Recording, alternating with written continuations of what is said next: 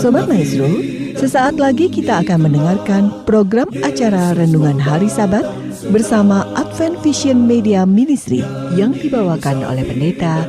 Selamat mendengarkan. Yesus mau datang segera.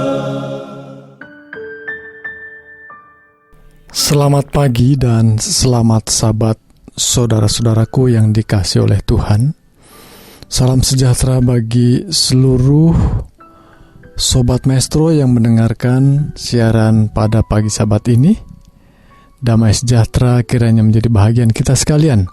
Saya Pendeta Cucu Elia hendak bersama-sama saudara untuk merenungkan firman Tuhan yang pada Sabat pagi ini saya beri judul Pekabaran Akhir Zaman. Sebelumnya saudaraku, mari kita akan berdoa. Ya Allah, Bapa yang penuh kasih, kami datang kepadamu memohon tuntunan, memohon berkat. Kiranya ketika kami membaca halaman-halaman kitab suci, ayat-ayat firman Tuhan yang kami dengar kiranya boleh menuntun kami untuk kami semakin dekat dengan Tuhan, semakin memahami rancangan Tuhan, dan kami boleh hidup di dalam jalan Tuhan.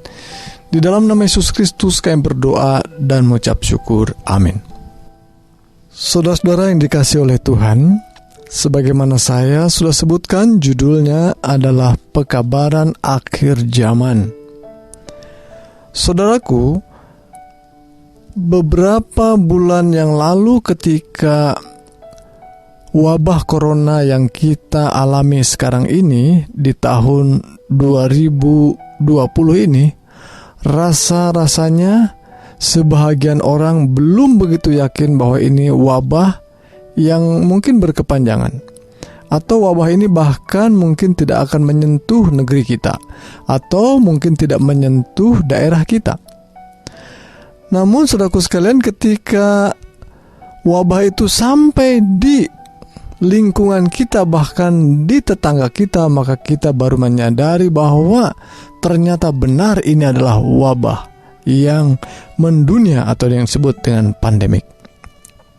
Dan saudaraku, beberapa di antara pemegang satu perusahaan atau satu kelompok atau bahkan gereja, saudaraku sekalian, mungkin berpikir bahwa seperti yang dialami beberapa negara mungkin hanya beberapa bulan saja terjadi.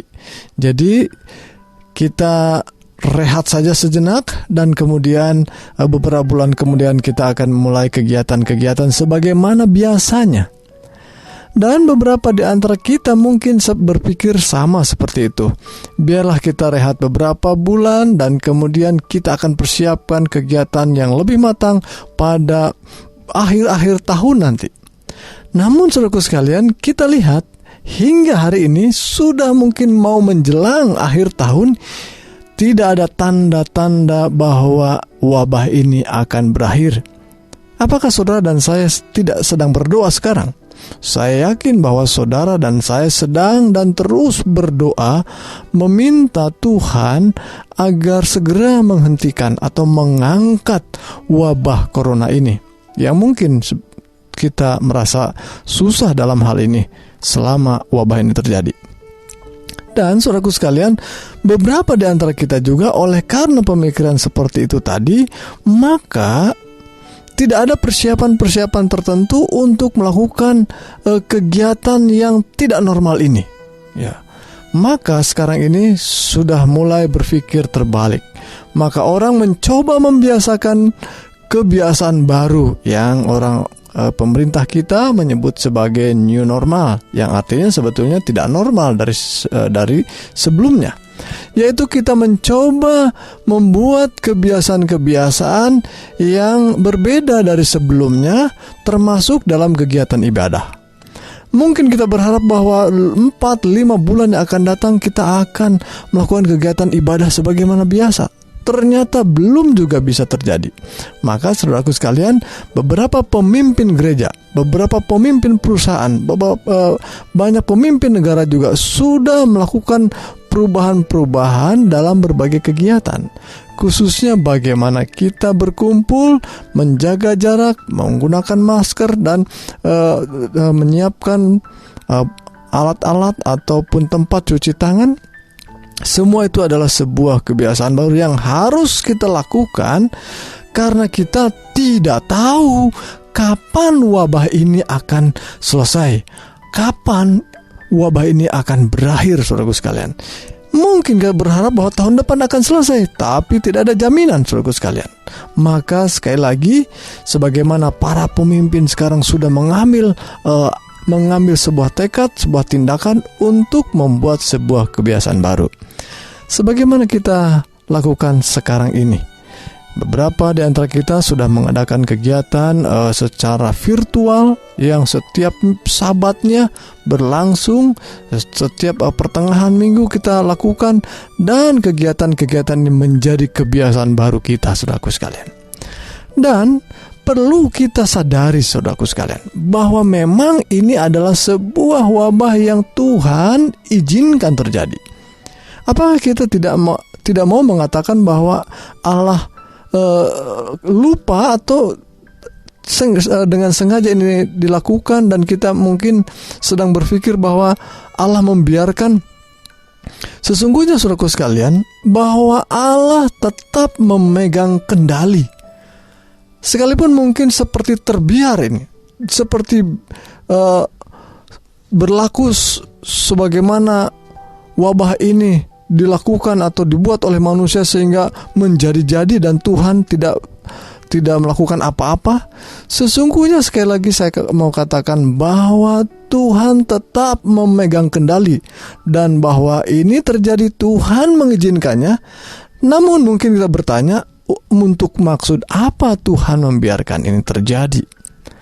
Sekali lagi, saudaraku sekalian, sebagaimana saya rindu membagikan pekabaran pada hari Sabat pagi ini, bahwa Tuhan memiliki pekabaran khusus untuk setiap zaman.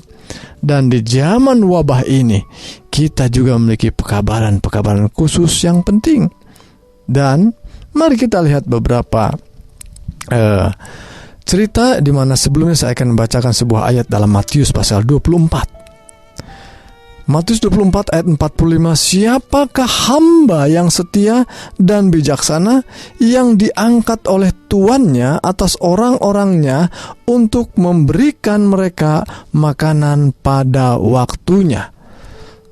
Saya ingin garis bawahi Matius pasal 24 ayat 45 ini, bahwa Tuhan memiliki hamba-hambanya yang diutus untuk memberi makan pada waktunya. Ya. Dalam ilustrasi yang disampaikan Tuhan Yesus, perumpamaan ada hamba-hamba yang setia dan hamba yang jahat. Memang ada hamba-hamba yang diutus oleh Tuhan untuk memberi makan, dalam hal ini jasmani. Namun demikian, pekabaran yang saya bagikan adalah dalam hal rohani, pekabaran yang membangkitkan kerohanian kita. Setiap masanya ada pekabaran khusus. Itu yang saya maksudkan, bahwa firman Tuhan mengatakan ada masanya Tuhan mengutus hamba-hambanya makanan yang sesuai pada waktu itu. Dan pada waktu wabah seperti ini, yang saya yakin bahwa ini adalah wabah yang kita kaitkan dengan tanda-tanda akhir zaman. Ada banyak pengkhotbah sudah menyampaikan hal ini, khususnya terkait dengan tanda-tanda yang disampaikan dalam Matius pasal 24, yang Yesus sendiri mengatakan itu sebagai tanda-tanda akhir zaman. Saudaraku, maka kita tidak perlu lagi ragu melihat bahwa memang zaman di mana Tuhan izinkan kita hadir saat ini, di zaman ini, inilah akhir zaman. Dan Tuhan memiliki pekabaran khusus di akhir zaman ini. Ya. Baik, saya coba merunut beberapa pekabaran dalam Alkitab. Misalnya, pekabaran Adam dan Hawa. Tuhan memberikan pekabaran yang khusus pada zaman Adam dan Hawa, dan itu adalah Injil yang pertama kali. Orang menyebutnya adalah Injil yang pertama, katanya. Dan benar bahwa Tuhan memberikan pekabaran khusus kepada Hawa khususnya, ya. bahwa ada hukuman yang akan diberikan kepada setan, dan saat yang sama itu adalah berkat bagi Hawa, yaitu Adam dan Hawa dalam hal ini. Bahwa Tuhan akan mengadakan permusuhan, perseteruan antara engkau dan antara perempuan ini. Perempuan ini akan meremukkan kepalamu, ya, dan engkau akan melukai tumit daripada keturunan perempuan ini. Saudaraku sekalian, bahwa ini adalah pekabaran penghakiman, ya. Dan saat yang sama adalah pekabaran kabar baik atau Injil bagi Adam dan Hawa. Kemudian, contoh berikut. Nabi Nuh dengan adanya banjir besar atau air bah saat itu. Ini adalah penghakiman bagi dunia yang menolak pekabaran Tuhan, yang hidup duniawi, dan Tuhan mengirimkan Nabi Nuh untuk membawa pertobatan, sekalipun hanya 8 orang saja yang dapat diselamatkan. Itu adalah pekabaran pada zaman Nabi Nuh. Kemudian di zaman Nabi Lot atau Lut, orang katakan figur yang sama, bahwa ada pekabaran yang khusus Tuhan berikan Lut atau Lot diselamatkan oleh Tuhan dengan membawa keluarganya keluar dari kota Sodom, karena kota Sodom sedang Tuhan adili, Tuhan hakimi, dan kota itu dihanguskan. Kemudian saudaraku sekalian, pekabaran lainnya, pekabaran pada zaman Nabi Musa. Tuhan menginginkan ada satu bangsa, dan bangsa itu Tuhan sudah pilih, dan ketika dipilih mereka menolak Tuhan, dan mereka berada dalam pengasingan atau perbudakan di Mesir, dan Tuhan mengutus Musa dengan pekabaran, mari keluar, ya, keluar dari kota Mesir ini, ya, dan mereka akan dituntun untuk beribadah kepada Tuhan, beribadah kepada Tuhan yang benar. Ini adalah penghakiman bagi Mesir, saat yang sama adalah pekabaran Injil buat bangsa Israel. Mereka harus menaruh darah di pintu atau di ambang pintu mereka masing-masing, dan ini ada juga pekabaran Injil di mana kita diarahkan kepada pengorbanan Kristus. Baik, kemudian di zaman Yeremia, saya coba urut satu persatu. Ada pekabaran di mana ketika Nabi Yeremia hadir di antara orang-orang Israel yang bandelnya luar biasa, si Yeremia mengatakan bahwa kita harus menyerahkan diri kepada penjajah ini karena memang kita sudah tidak taat kepada Tuhan. Tapi pekabaran Yeremia sangat disepelekan dan dihinakan, bahkan Yeremia sendiri harus dianiaya. Saudaraku sekalian, sekali lagi yang saya ingin garis bawahi ketika saya menyebutkan satu persatu pekabaran ini, bahwa pada masa-masa tertentu ada pekabaran khusus yang Tuhan berikan melalui hamba-hambanya. Maka ayat yang saya bagikan tadi dalam Matius pasal 24, inilah landasannya, bahwa siapakah hamba yang setia dan bijaksana yang diangkat oleh tuannya atas orang-orangnya untuk memberikan mereka makanan pada waktunya. Tuhan mencari di antara umatnya, di antara sekian banyak orang di dunia ini, itulah saudara dan saya, untuk menjadi pembawa berita yang adalah makanan pada masa kini, yaitu pada zaman akhir ini. Makanan apa itu? Saudaraku, yang saya ingin bagikan adalah pekabaran itu haruslah pasti bahwa memang pekabaran itu memang khusus untuk akhir zaman. Pekabaran bagi orang-orang yang hidup di akhir zaman. Mungkin kita mari melirik sedikit ke dalam sejarah, yaitu sejarah gereja. Ya, gereja kita tentu saja sudah berlangsung beratus-ratus tahun. Ya, hingga pada tahun 2020 ini kita melewati ratusan tahun di mana gereja sudah berdiri, dan sekarang sudah banyak denominasi gereja, dan mereka mengaku satu umat yang sama, dan bahkan masing-masing menyebut sebagai umat yang benar. Tapi mari kita lihat saudaraku sekalian, misalnya di zaman pemimpin pembaharu namanya Luther, ada pekabaran khusus yang dibawanya.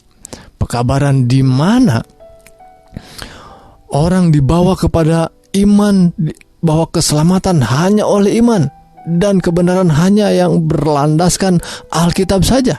Wah, luar biasa. Pada zaman itulah pekebaran itu begitu tajam, saudaraku sekalian.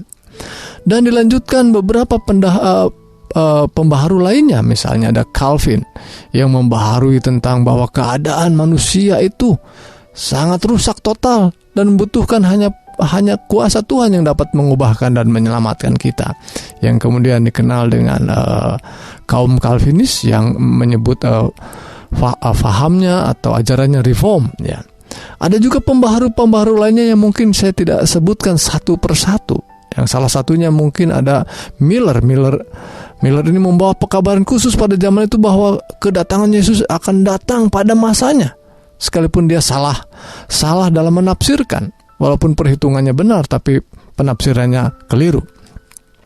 Saudaraku sekalian, maka pada zaman sekarang yang kita sudah sebut tadi, kita sudah memasuki yang namanya akhir zaman. Bahkan kita sedang berada dalam penghujung akhir zaman. Jangan lupa saudaraku sekalian, ketika kita sedang dalam kesulitan oleh karena wabah corona ini, kita sesungguhnya sedang diingatkan supaya kita kembali kepada Tuhan, mengingat pada situasi-situasi di mana kita sedang dalam situasi yang sangat kritis. Karena Tuhan sedang menghakimi dunia ini, sebagaimana pada zaman Musa, sebagaimana pada zaman Nuh, sebagaimana pada zaman para nabi Tuhan membawa atau menyiapkan satu pekabaran khusus yang selalu terkait dengan penghakiman. Maka saya rindu untuk membagikan satu ayat firman Tuhan dalam kitab Wahyu pasal yang ke-14 ayat yang ke-6 dan ke-7. Ya. Saya akan baca secara cepat. Dan aku melihat seorang malaikat lain, ayat 6, terbang di tengah-tengah langit, dan padanya ada Injil yang kekal, bukan Injil yang baru, ya, untuk diberitakannya kepada mereka yang diam di atas bumi. Kepada mereka yang diam di atas bumi, itu adalah saudara dan saya dan semua yang ada di dunia ini, semua bangsa, semua suku dan bahasa dan kaum. Apa pekabaran yang dibawa oleh malaikat yang terbang di atas langit itu? Ia berseru, katanya, takutlah akan Allah dan muliakanlah Dia, karena telah tiba saat penghakimannya. Saudaraku sekalian, sama pekabarannya dari zaman ke zaman. Walaupun bunyi pekabaran itu mungkin sedikit berbeda, tetapi ada unsur penghakimannya, penghakiman Tuhan. Dan tidak perlu takut, tentu penghakiman sebagaimana ujian, tetapi bukan juga berleha-leha, ya. Saya berada pada satu minggu sekarang ini, di mana anak-anak kita sekarang sedang mengikuti ujian, ya, ujian di sekolah melalui online. Mungkin ada banyak orang sudah membiasakan diri ujian online, tapi anak-anak kita banyak juga yang tidak siap untuk ujian online. Ada juga yang mungkin suka juga, oleh karena bebas untuk melakukan segala sesuatu untuk bisa dapat menjawab pertanyaan itu. Namun yang saya maksudkan sini, saya coba membandingkan orang-orang yang sedang mengikuti ujian di sekolah itu seperti menghadapi sebuah penghakiman. Tidak ada orang yang boleh berleha-leha menghadapi hari-hari ujian itu. Mereka harus mempersiapkan diri agar pada waktu jam-jam kritis, yaitu ujian itu, nanti mereka dapat mengisi ujiannya, menjawab dengan tepat. Sekalipun mereka bisa melakukan ini dan itu dan mencontek dan lain sebagainya, karena banyak informasi yang bisa didapat dengan mudah, tetapi waktu yang terbatas membuat mereka juga harus dengan segera mengisinya. Maksud saya bahwa saudaraku sekalian, tidak ada waktu, tidak ada kegiatan yang digunakan untuk berleha-leha, oleh karena ini adalah masa penghakiman Allah. Saudaraku sekalian, adakah saudara saat ini rasanya biasa-biasa saja? Wabah, ya, apalagi sudah berbulan-bulan lamanya, menjadi biasa juga. Tetapi apakah kegiatan rohani kita, kehidupan ibadah dan doa kita, hubungan yang akrab dengan Tuhan, apakah itu yang semakin bertumbuh belakangan ini? Kalau belum, saudaraku sekalian, hari ini kita harus mengambil tekad bahwa kita harus jauh lebih sungguh-sungguh lagi untuk hidup di dalam Tuhan, karena ini adalah hari penghakiman Tuhan. Dan saya ingin menanamkan satu pelajaran melalui ayat penghakiman ini, karena dikatakan ayat ini belum selesai. Ayat 7 dalam Wahyu 14, dan sembahlah Dia yang telah menjadikan langit dan bumi dan laut dan semua mata air. Apa artinya? Menyembah Allah yang benar dengan cara Allah itu adalah Allah yang menjadikan. Artinya kita diingatkan kepada proses menjadikan atau menciptakan. Dalam proses penciptaan itu Allah telah menciptakan atau menyediakan sarana khusus di mana kita boleh berhubungan dengan Tuhan, yaitu waktu di mana itu sebagai tugu peringatan penciptaan. Itulah hari Sabat, saudaraku sekalian. Maka hari Sabat menjadi satu tonggak peringatan penciptaan itu. Maka ketika kita mendengar kalimat sembahlah Dia yang telah menjadikan atau menciptakan langit dan bumi dan laut dan semua mata air, kita sedang diingatkan pada pekabaran pentingnya pemeliharaan Sabat, saudaraku sekalian. Inilah yang saya maksudkan, pekabaran ada masanya. Ya, pekabaran di akhir zaman. Sabat adalah pekabaran penting untuk kita hidupkan dan sampaikan kepada dunia. Dan benar kepada dunia, karena disebutkan kepada semua bangsa, suku, bahasa, dan kaum, dan semua yang diam di bumi ini. Saudaraku, inilah pekabaran pada masa pandemik ini. Tuhan kiranya menolong dan berkati kita dan menyanggupkan kita untuk mengerti pekabaran ini, dan kita hidup di dalam jalan dan kebenaran Tuhan. Mari saudaraku, kita bersama-sama berdoa. Ya Allah, Bapa yang penuh kasih, kami naikkan pujian dan syukur untuk berkat firman Tuhan, di mana kami boleh mendengarkan firman Tuhan, merenungkan bersama, dan ketika kami menutup akan halaman kitab suci, menutup renungan ini, biarlah pekabaran ini boleh mengiang dalam hati dan pikiran kami, sehingga boleh menuntun kami hidup lebih sungguh-sungguh dalam Tuhan. Inilah doa kami Tuhan. Sungguh kami mohon berkat juga buat seluruh pendengar Maestro yang mendengarkan siaran ini, biarlah diteguhkan dan dikuatkan imannya, dan dalam segala kekurangan dan juga sakit penyakit yang mungkin sekarang sedang dialami, Tuhan berkenan mengulurkan tangan Tuhan, menjamah dan berikan kekuatan kepulihan. Itulah doa kami ya Allah, di dalam nama Yesus Kristus yang berkuasa, Tuhan dan Juru Selamat kami ajaib. Amin.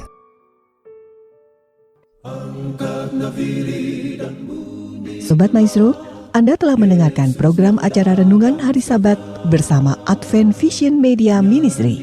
Untuk tanggapan pendengar, hubungi 087 888 777 689. Terima kasih atas kebersamaan Anda. Tuhan memberkati.